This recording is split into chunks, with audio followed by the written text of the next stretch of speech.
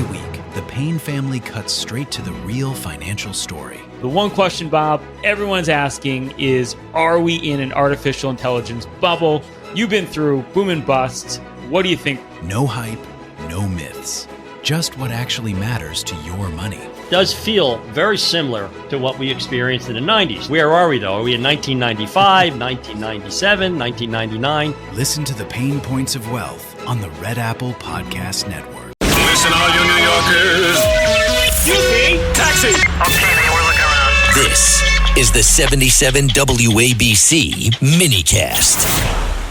There has no doubt been selective outrage by the liberal biased media in picking and choosing victims and highlighting their stories. And as I've said, President Trump does not want any Americans to lose their lives in the streets of America and in American communities across the country. He believes what happened on Saturday is a tragedy, but every life is equal to President Trump, and that's why the lives of Laken Riley and Jocelyn Nungray continue to matter to him and be an utmost priority to him to this very day. And it's unfortunate that we did not see the same type of sensationalist media coverage over the tragic deaths of those innocent American women and girls across the country as we are in the wake of this tragedy that took place on Saturday.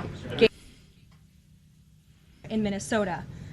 Number one, Governor Walz, Mayor Fry, and all Democrat leaders should turn over all criminal illegal aliens currently incarcerated in their prisons and jails to federal authorities, along with any illegal aliens with active warrants or known criminal histories for immediate deportation.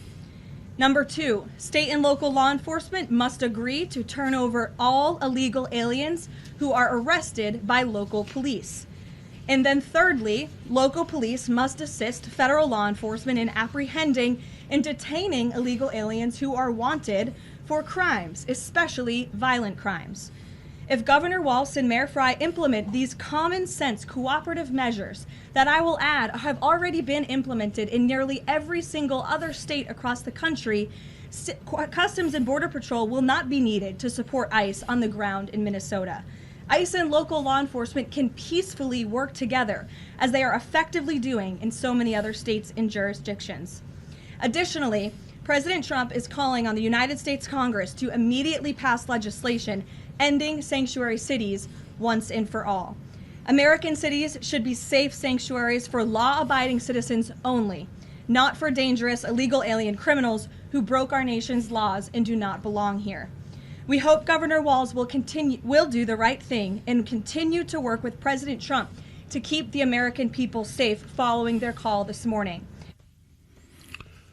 Welcome, my friends, to the Monday edition of Bo Snerdly's Rush Hour, fastest hour in American media. I am James Golden, Bo Snerdly, and you heard Caroline Levitt from White House Presser today. We have another one from Caroline that we want you to hear as the program goes on. It is a heavy, heavy day. Over the weekend, when news broke of this latest shooting, I tell you the truth, my honest reaction was just pure, unmitigated depression. It's like, oh no, not again. And following what you heard, all this selective outrage, and there is a lot of it. I mean, this. First of all, what do you think about the shooting? What do you do? I don't know, folks. I'll be totally frank with you. When Renee Good tragically lost her life, I looked at the first video, looked at it and said, I don't understand it. But then I saw the other videos and said, well, I do understand what happened here when I watched that agent nearly run over by her car and all of it. This one, I saw, the video doesn't tell me anything. New York Times was very quick, other news sources. He didn't have a gun in his hand. He had a cell phone in his hand and blah, blah, blah. They have, from almost the moment this happened, tried to paint this as everything that the federal government, by way of the agencies that are represented there, whether it's ICE, Border Patrol, or the Department of Justice, they're all liars. That's the way it's been treated in the mainstream press. And of course, one thing that we know about the mainstream press is that they're not credible for truthful information. They have a bias, and their bias in the way that they've been covering illegal immigration has pretty much been one-sided. They are for illegal immigration. They're against ICE. They hate Trump. We know that. all of that said doesn't answer the question of what actually happened on the ground. And I don't know. I don't know. We do know this. He had a gun. We also know this. According to all the news information that we've got on, he had a permit for the gun. It's a concealed carry state, so he has a legal right to have a gun and 2 magazines of ammo. But we also know, thanks to some work, that he was perhaps a member of one of these far-left networks that are mysteriously funded, that are really highly sophisticated. Fox Digital, among others, has done an investigation on it, and these networks are designed to pretty much, whether they may say protest, and maybe there's a legal distinction between protesting and not, but they're designed to interfere with ICE. That's what they're designed to do. And if possible, to dox ICE agents. And there are a number of these agencies, these agents, I should say, of organizations that are operating. Some of them have been linked to socialist groups, Marxist groups, communist cells in the United States of America. And it appears that this person, Mr. Pettit, that was shot, may have been involved in one of them. His parents are outraged. They're calling on the media to please get the truth out about him. They said he was clearly not holding a gun when he was attacked by President Donald Trump's murdering and cowardly ICE thugs. They blasted the Trump administration for telling sickening lies about him.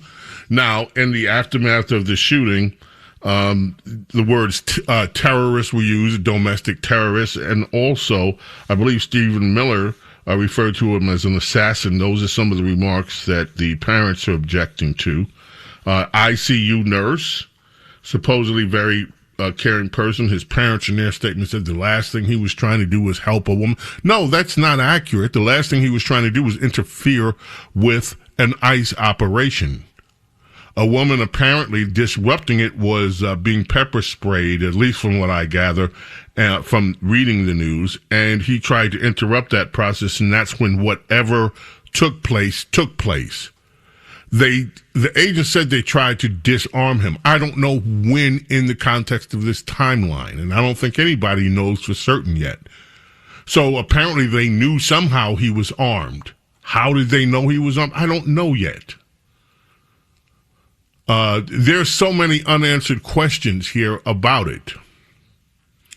But what we do know is that this is part of a well-organized, paid-for effort to disrupt ICE operations for political gain.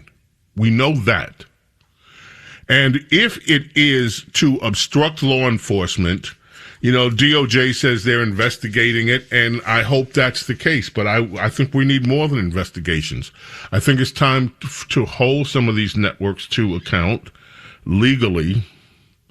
And if their whole purpose is to disrupt ICE operations, legal law enforcement operations, it is time to arrest them and charge them with that, if it can be proven that that's what they're doing. It is tragic. Any number of, I'm in a few long posts on social media. This is, depressed.